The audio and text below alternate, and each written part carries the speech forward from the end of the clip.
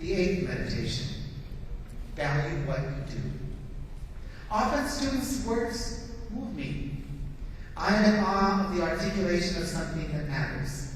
I have great respect for anyone who cracks the surface and dives toward the depths. I have great respect for anyone who stretches himself, struggles with stories or poems where there is something at stake.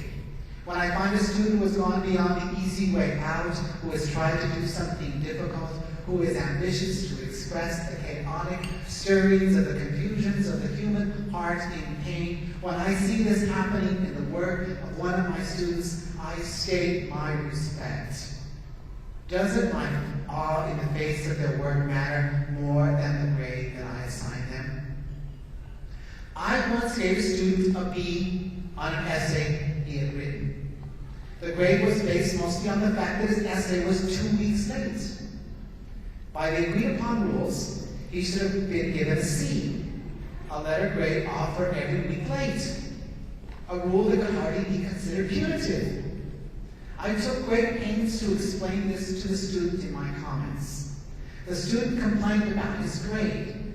He said it wasn't fair, that he deserved an A, but I refused to change it. He left my office angry with me.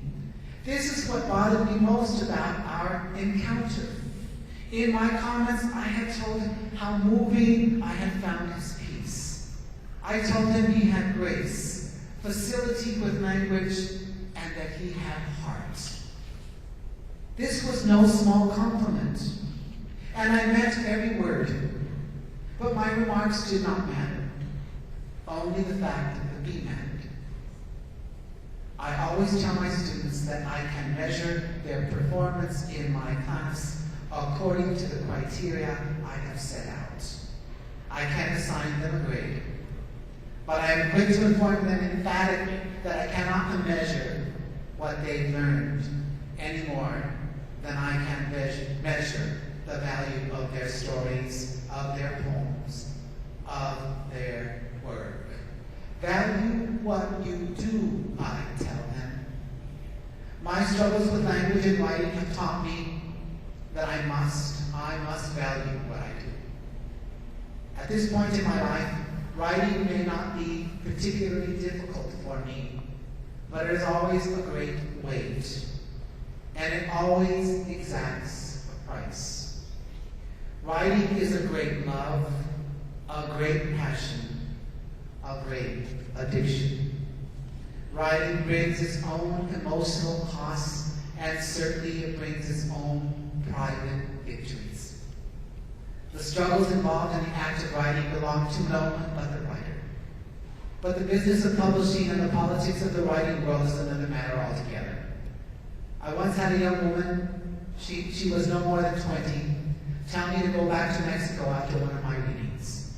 A fellow writer once whispered to another fellow writer that I was an affirmative action poet. Once at a reading, another fellow writer wrote a note during one of the readings that I was too politically correct. One of my colleagues once asked me what I was going to do once the border was out of fashion, as if my writing was exclusively about the border, or as if I wrote about the border because it was a fad, or as if my writing was parochial, or insular, or insignificant to a broader discussion of American letters, or American culture, or American identity. More than once I have been told that I had to choose between being a good writer and being a politician. But I never felt the need to choose between all the loves and passions of my life. Throughout my career, editors have characterized my work as being too Hispanic or not Hispanic enough, or too political or strangely not political enough, or too Catholic.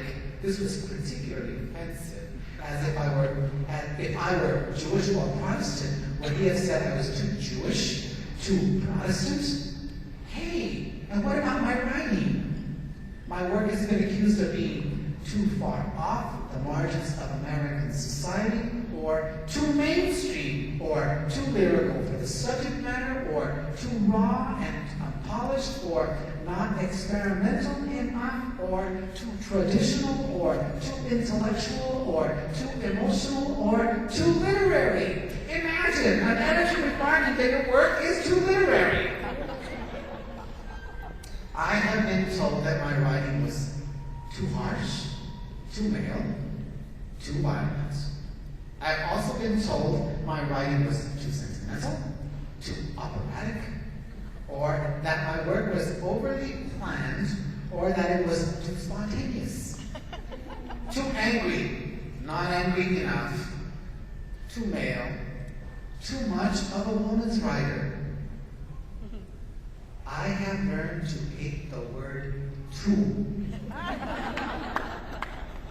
I have always had to value my own work. The ninth meditation, a prayer.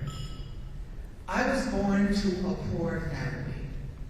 My parents were seasonal farm workers. When they started having children, they moved on to less nomadic endeavors. I did not grow up in a middle-class household. I did not grow up surrounded by books. I did not grow up with a sense of entitlement. I never saw the world as my playground. I never assumed I would become anything. Having a steady girl and a steady job was considered a great success. I don't know why, but I wanted more. I didn't expect, but I wanted. I did not grow up speaking English, though English has become my dominant language.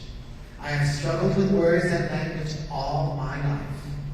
I have learned that language is used to dominate people. I have learned that every language is a way of translating the world, and that no language translates the world without a particular bias. It is difficult for me not to dismiss writers who do not understand the political nature of language. Like everything else, language is a weapon that can be used for ill or for good. I have also learned that language is used by all people, and that no one needs anybody else's permission to use it. I have learned that language, like a communion wafer at Mass, is most alive when it is on the tongue of a believer. I have learned that the wrong word in a fragile moment can break a human heart. I have also learned that the right word at the right time can usher in an irrepeatable moment of joy. I don't believe in romanticizing the role of language in my life or in the world I live in. Nor do I believe in reducing language to a means of making a living. I continue my struggle with words and with language, and sometimes I arrive at something that's at least worth the paper it's written on.